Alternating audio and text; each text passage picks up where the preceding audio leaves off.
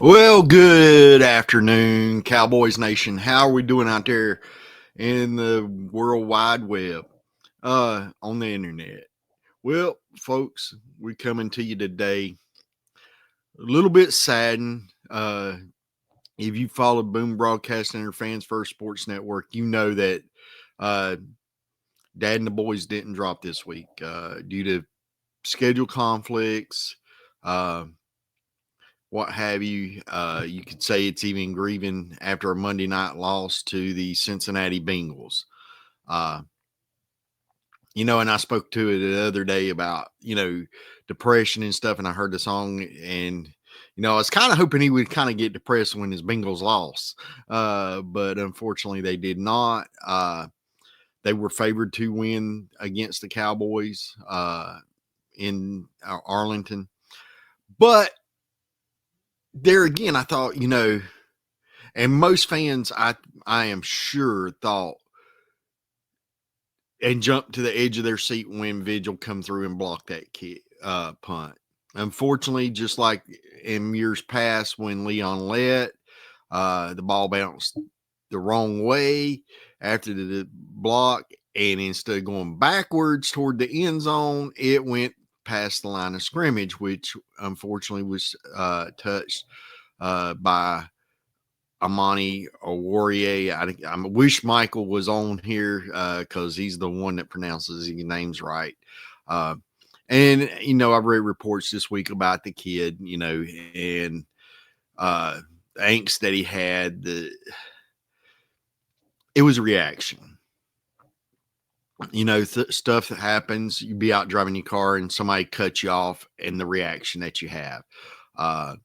He just turned around. He heard the thud. He turned around, and the ball grazed him just enough to allow Cincinnati to recover. Because if he would have recovered it or not touched it, Dallas wins. There's no doubt in my mind Dallas wins. Get one first down and we're good. And the way that Rico Dowdle was running the ball, getting a first down wouldn't have been that hard. We were moving the ball throughout the night. And then we're in Brandon Aubrey, and Mr. Aubrey is going to knock down the 3 to end the game. So, unfortunately, it's an oblong ball that bounces funny sometimes. And so, in this case, if you listen to the after game remarks, you heard Joe Burrow, who is a fantastic quarterback, as long as he can stay healthy for the Cincinnati Bengals. But you heard him say we needed a break, and unfortunately for them this year, they haven't had a lot of them. Same can be said for the Dallas Cowboys. We needed a break, and unfortunately, we haven't had those this year. Probably the most disturbing news isn't the loss. We're still mathematically eligible for a playoff spot, but that is getting closer and closer to being eliminated from the playoffs. But the biggest and saddest story that came out of the game was the injury to DeMarvion Overshown. Tore his ACL, MCL, and PCL, and any other CLs that you want to name. And when he tore that, not only did he end up losing the rest of this season, but potentially we could be looking at 2025, him not being available.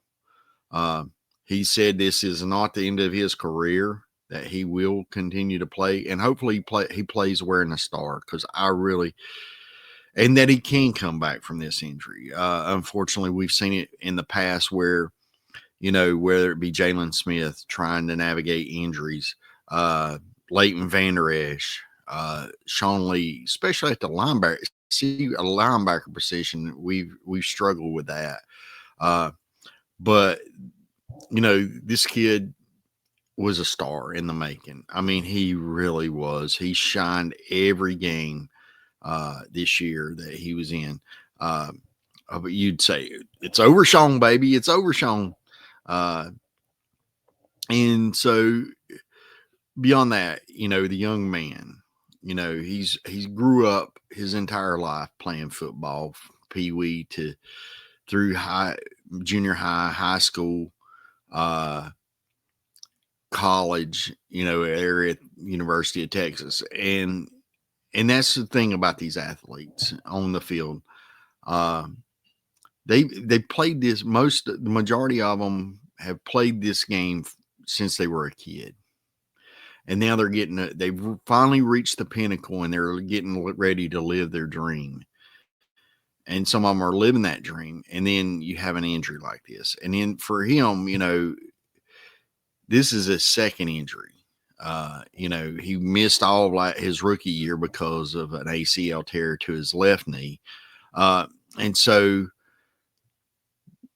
now he's got to fight through the emotional, the mental aspects of this injury, which is more severe and takes a longer recovery time, and fight through the recovery. And then trust in himself that, once he does get back onto the practice field, once he does get back into the games, that knee's going to hold up.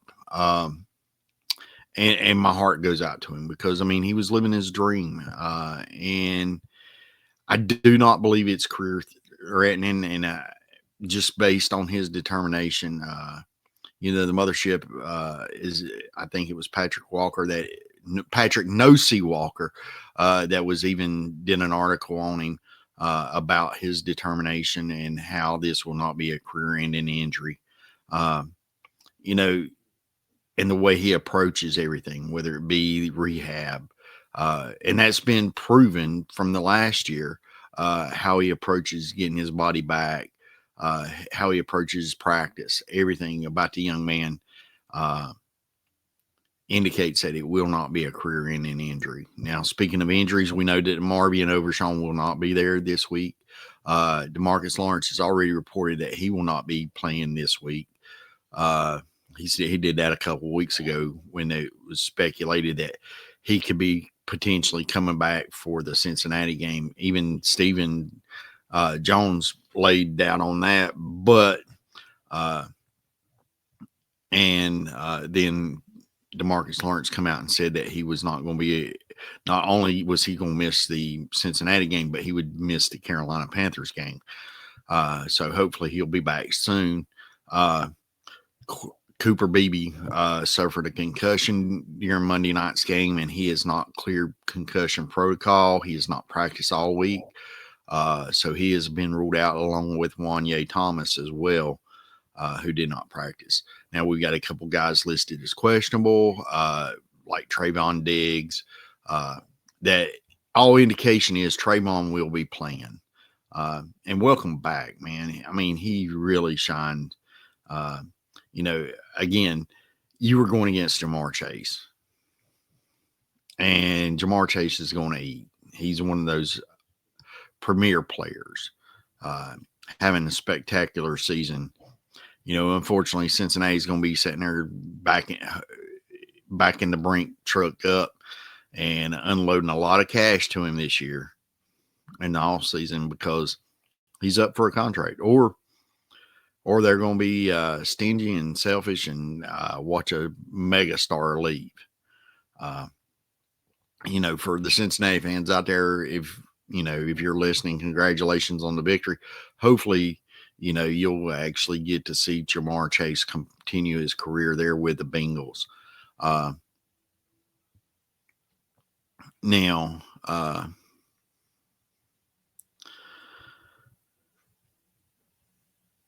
as far as the injury front goes, again, Cooper Beebe's out. Trayvon Diggs is questionable. Wanye Thomas is out. Jordan Lewis, I think, is questionable with a hamstring injury, but all indications is he will play as they come to Charlotte, the Queen City, home of the nature boy, Ric Flair, or used to be home. Now he doesn't live here anymore in North Carolina. But, this is our home state. Never been a Panthers fan, never will be. My heart still bleeds that dark blue Dallas Cowboys star hence the starstruck. Now, reports nationally came out that, while Joe Burrow was in Dallas playing the game, his home was burglarized. Uh, you know, people out there, if you're listening, don't be doing this. I mean, I get this, and I understand sometimes life is hard and stuff, but I can't stand a thief. I mean, for under any circumstances. We went to a Christmas party at our church last night, and a homeless gentleman and they got him on camera, had actually came and stole the bucket that's underneath that collects the cigarette butts. That for people that smoke when they distinguish their cigarettes. He stole the bucket. And I made a comment to a friend that I didn't understand why somebody would steal, of all things, that. And he said that, for a homeless person, it being a metal bucket, it could provide warmth. The sad thing of it is with this church, he could have simply come up and asked somebody and said, look, I need a metal bucket so I can have something to take, or something that I can burn wood in to stay warm this winter. And I mean, this place would have done it. During Hurricane Helene, they opened their doors to people needing a shower. They have a heart of gold there. They offer, and they volunteer and stuff. And so for somebody to come and steal from them, I just don't understand it. My dad always told me, if you're needing something, ask somebody. Somebody will give it to you. Somebody will lend it to you. You don't have to steal. Only thing I believe in stealing is somebody's heart, and I stole that from my wife's 28 years ago. We're getting ready to celebrate our 28th anniversary from our first date here in the next week or so. Yeah, next 5 days. It's been a wonderful life. I stole her heart. That's the only thing I believe in stealing, folks. So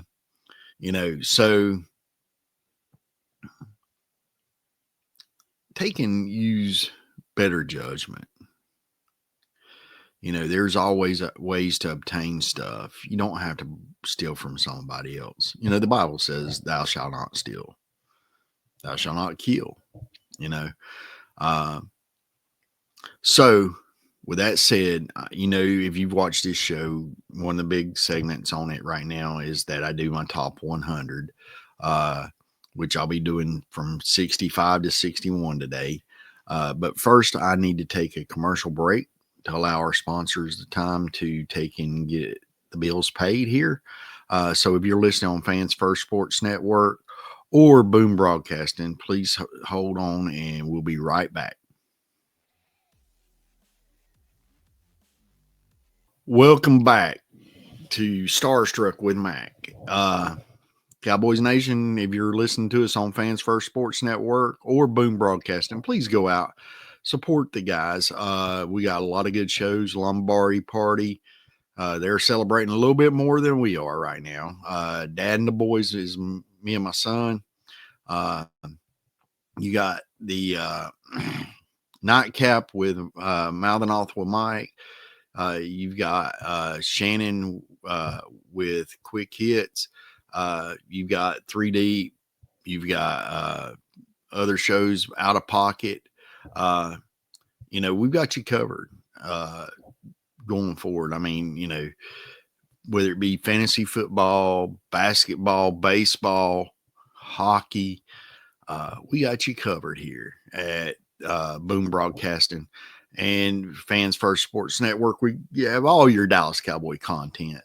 So show some love, some support. Guys here work hard to provide you quality entertainment. And somebody said one time, uh, I don't want to hear politics. This was when guys were sitting there kneeling during the national anthem, and I understand what you're trying to make a statement. I'm sorry, and if this offends you, I apologize, but I'm a veteran. I fought for that flag. I served for that flag. And I did not understand anybody kneeling during the national anthem. I didn't respect it.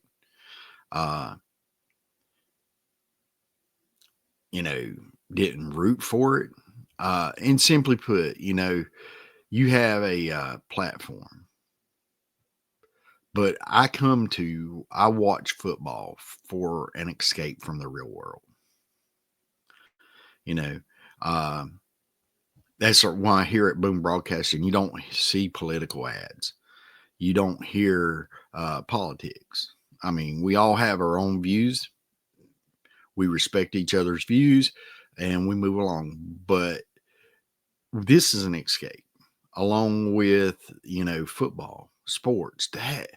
When I'm sitting there for 3 hours watching a Dallas Cowboy game, I get to root for my team. I don't care what's going on in the world. My team's playing. When I sit there and watch the Duke Blue Devils, my team's playing. I don't have to worry about, is this bill going to be paid or this other bill going to be paid or what's happening, in the local news or the national news or anything like that, or the world news. I get to focus my entire concentration on seeing my team struggle to try to obtain a victory. The Duke Blue Devil football team, they've been victorious a lot this year, and hopefully they will, in their bowl game, Gator Bowl game. Although we'll be doing it without Malik Murphy, as he is entered the transfer portal and decided he's not going to play in the game, which they really got to do. They really got to do some adjustments to the transfer portal where you handicap a kid in order to say, hey, I want to enter the transfer portal. He's got to do it before the bowl games. And then rightfully so, at that point, he's basically on a new team. So why risk your body for the team that you're leaving? Those decisions need to be in the off season, just like pro football, just like most pro sports. You do that in the off season, not while the season's continuing. Think about it. You got kids that are playing in the playoffs for the national championship. All of a sudden, don't play because they had to enter transfer portal so they might have a chance to start next year or play somewhere else or go somewhere else. College football, get this right. All right, so welcome back, and I'm off my soapbox. I'm sorry. But speaking of my Duke Blue Devils, no, he did not play at Duke Blue Devil at Duke. But number 65 had a famous son that did, Mr. Calvin Hill.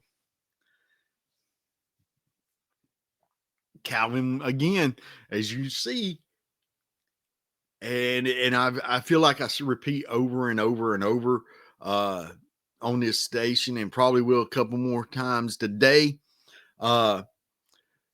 Calvin started his career as a Cowboy when I started my life. 1969. And so as I was growing in my younger years and building my fandom, he was a superstar. Awesome running back. Awesome person. Look at his son, Grant. Played at Duke. Calvin's one of those guys that help. I've read stories about it. Calvin's one of those guys that helped build a program to support players in the organization after his career was over to help them adjust, dealing with the other problems that could be, drug use. That could be lives that they have come away from, and they're trying to advance toward a better quality of life. He helped develop programs for the organization and that coached young men into becoming young men, not still boys, adolescents, immature individuals.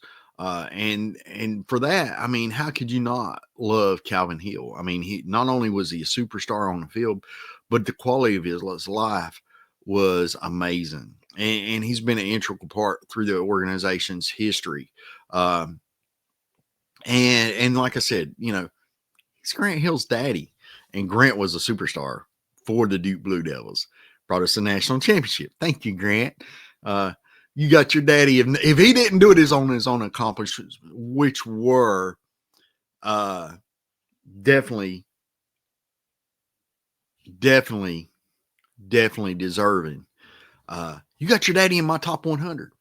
Hey, congratulations, Grant. You know, a lot of times, you know, your greatest accomplishment in life is the success that your children have. Now, you're not to live as a parent, not to live vicariously through your child. But if you're sitting there and you're seeing your kid become a quality young man, you should take pride in that, especially if you had an influence. Now, if you were an absent parent, sorry, you don't deserve crap.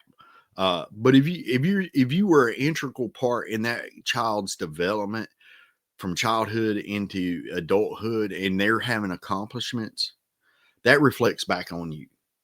You know, I like to think, you know, with my children, that reflects back on me, because, you know, people come up to me or they say, wow, you know, Michael's doing this, Hunter's doing that, Madison's doing this. And I'm like, thank you. Because that reflects back on me and my wife. You know, and Grant's accomplishments reflect, and the young man that he is, reflect back on Calvin and his spouse, on how they were raised, how they were brought up. And you know, so that alone is enough to land him in number 65. Now, I will not lie, number 64, Ken Norton Jr. Brother,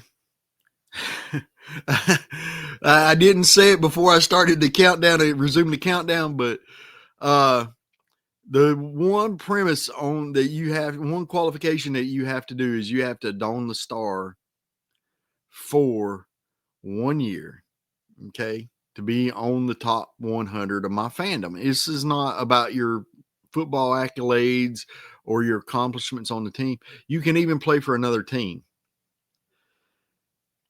but you had to don the star for 1 year and become close to my heart. Number 64, you were close to my heart. Ken Norton Jr. was a beast, you know, and he helped solidify our Super Bowl runs. Now, you see that he played for the Cowboys from 1988 to 1993. And then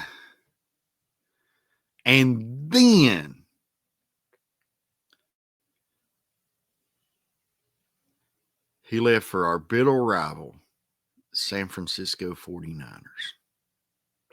That almost cost you to drop out of the 64. If you would have stayed a Cowboy your entire career, you would have been much higher, my friend, because you were an awesome player. I mean, you just had that personality on the field. You had that personality on the sidelines that just oozed confidence, that just was like a magnet. You drew people to you, and you played with fierce competitive spirit. And but then you went to the 49ers. Why? We could have done 3, then 4 in a row. But you had to take and go and play with them, and you got your 3rd in a row, granted. But then you should have stayed at Dallas and you still got your third in a row. Cause again, Deion Sanders was a big signing for the 49ers in 94, playing for them in 94. But Ken Norton Jr. was a huge signing for them because not only did it take and help their organization where they were weak, it pulled away from our organization. It's kind of like I said, if there was one running back that I would have signed looking back this year, it wasn't Derrick Henry, and no offense to Derrick Henry, it would have been Saquon Barkley. Because Saquon Barkley, being younger, one, number two, it would have kept him out of Philadelphia. Well, Ken Norton, if we would have kept him in Dallas, then it wouldn't have put him on the 49ers, and it wouldn't have helped solidify their front seven. So that dropped you to number 64. You could have been higher. Just saying. Now, number 63, Walt Garrison. Come in 66 and played to 74. Walt was a cowboy. Walt was a real cowboy. Not just on the field, but in life. And he had that persona. And he just had that machismo of being a cowboy. That ruggedness. Don't let the smile on the screen fool you. Homeboy was fierce. And again, he played in my youth and brought me to that stardom. They're running the football for the Dallas Cowboys. And helping protect Roger and allowing the Dallas Cowboys to ascend to greatness. Walt Garrison is number 63. And heard a lot of stories about him growing up, a lot of footage. But just that persona and being a true, real cowboy, like horse cowboy, on the range, on the ranch, going and doing rodeos. The stories are endless, I think one of the best stories I ever heard about Walt Garrison was, if I'm not mistaken, was that when he signed his contract to become a Dallas Cowboy, his signing bonus was a horse trailer that he wanted. Now I may be mistaken. You can look it up, and I hope you do. And hit me in the feed if you, and in the comment section, tell me I'm wrong if I am. But I'm pretty sure that was it. His signing was a horse trailer. How cool is that? When you got kids today who won't sign their name unless it's millions and millions and millions of dollars. Now, this boy is going to go out and just sign for a horse trailer. Love of the game. Play it rough. But again, that is the tale of the time, too. Back then, they weren't making that kind of money. They would have other jobs. And then he'd go riding the rodeos. How could you not love that if you're a Dallas Cowboy fan? And like I said, part of the reason I'm starstruck was because my dad asked me, he said, are you ever the cowboy? Or are you always the cowboy? Or are you ever the Indian? And I was like, I always am the cowboy. I'm not going to get hit. I'm not going to get shot. I may get a bow and arrow in me, but I'm not going to get shot. And then he said, look at that star on their helmet. I've been a fan ever since. And that was at a very, very young age. And Mr. Garrison here was part of that initial indoctrination for me. Watching him at a young age in the backfield of the Dallas Cowboys with the star on his helmet, knowing that he was a real cowboy in real life. Through the commentary of people like Frank Gifford, people like John Madden, people like Howard Cosell. Dad wasn't a big fat Howard Cosell fan. But I mean, listening to those guys comment, about these guys. And it made them larger than life. And Walt Garrison was larger than life. Thank you. Thank you so much, for being a Dallas Cowboy. You couldn't have done that on any other team. It just wouldn't have fit. Now, moving right along, because we're right at the 30-minute mark for the show. And Michael told me I don't need to go overboard all the time. Moving right along, number 62, Greg Ellis. Now, Greg started his career right as Michael was a child. Greg, from the home state, North Carolina, played at UNC. I forgive you that.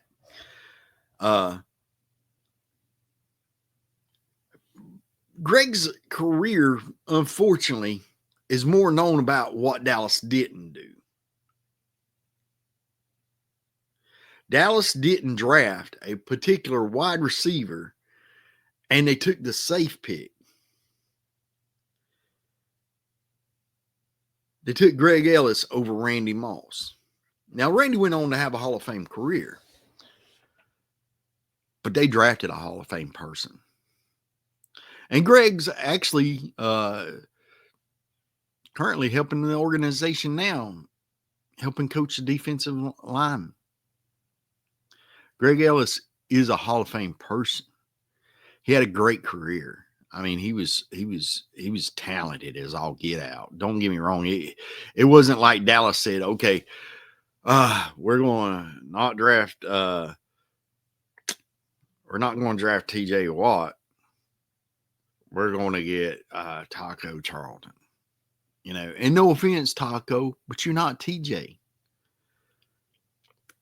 You never produced anything for the Dallas Cowboys. Greg produced for the Dallas Cowboys. It was a quality first-round pick. But he'll always be known as the pick that was not Randy Moss. Unfortunately. Because, again, Hall of Fame person, Hall of Fame,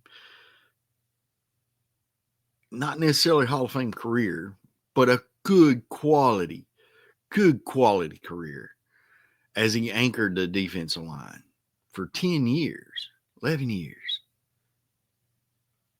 of his career.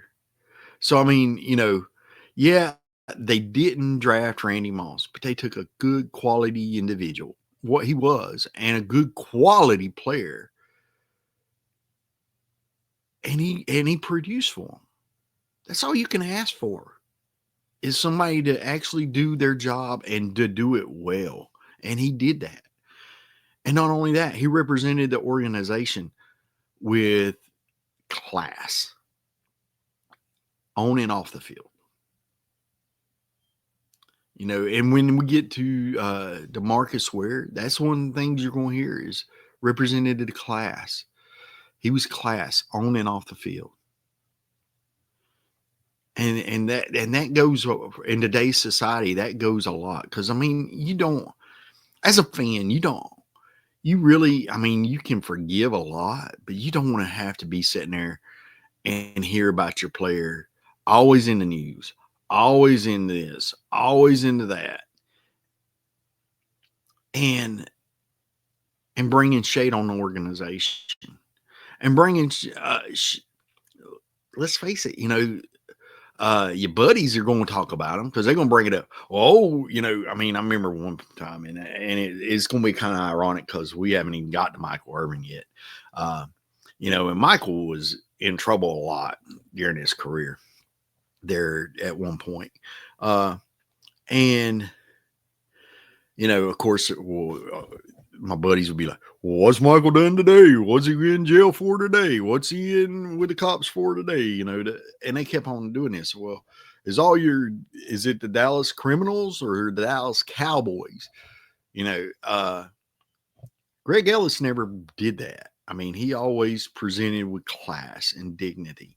So I didn't have to take that ribbon And yeah, if I'll be honest, you give me another Michael Irvin playing along CD Lamb and Dak Prescott, I'll take all the ribbon you want to give me.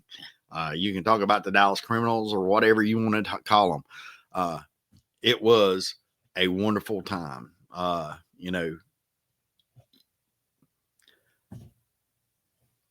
It was back before pot was legal in most states. All right. So Greg Ellis, the draft pick that was not Randy Moss. Great draft pick, Hall of Fame individual. And that brings us to our last entry of today. And a total surprise. The quality of career this young man is having. Mr. Sitting at number 61 and probably will be moving up in the near future, Mr. DeMarvion Overshown, especially if he decides to ink a second contract with the Cowboys. We're talking a kid that was a 5th-round draft pick. Man, it makes you want to go out and try to find another 5th-round draft pick. And it seems to be, he kind of set that tone for the Dallas Cowboys. If you look back, look at it, the number since DeMarvion Overshown came onto the scene. How many times has the Dallas Cowboy, Kalen Carson, you're a Dallas Cowboy, 5th round, trying to strike gold twice. And they may. Carson shows promise, but, I mean, is DeMarvion Overshown out of nowhere? I mean, he just emerged. Now, unfortunately, due to injuries, we've been struggling to get him and Trayvon Diggs on the same field at the same time for any length of time. We saw a graphic the other night during the game, and it was like,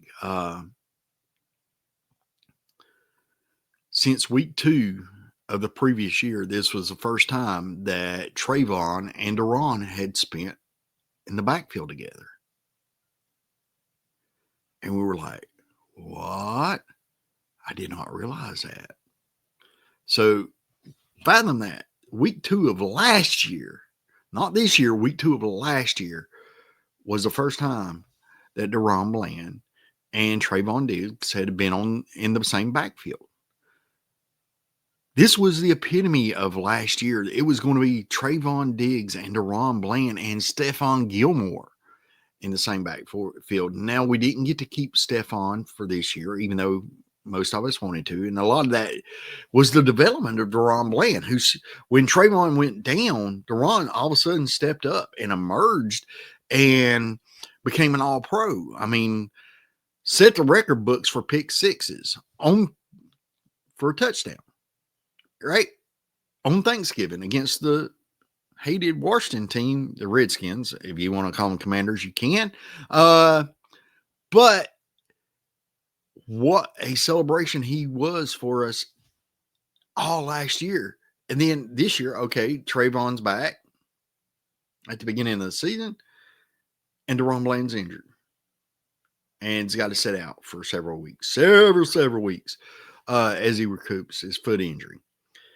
And he's come back, and it isn't like he has digressed at all. A lot of it's the defense that we're in right now and the fact that our offense isn't making people play from behind. And our defense, it seems like we get somebody healthy, we get somebody injured.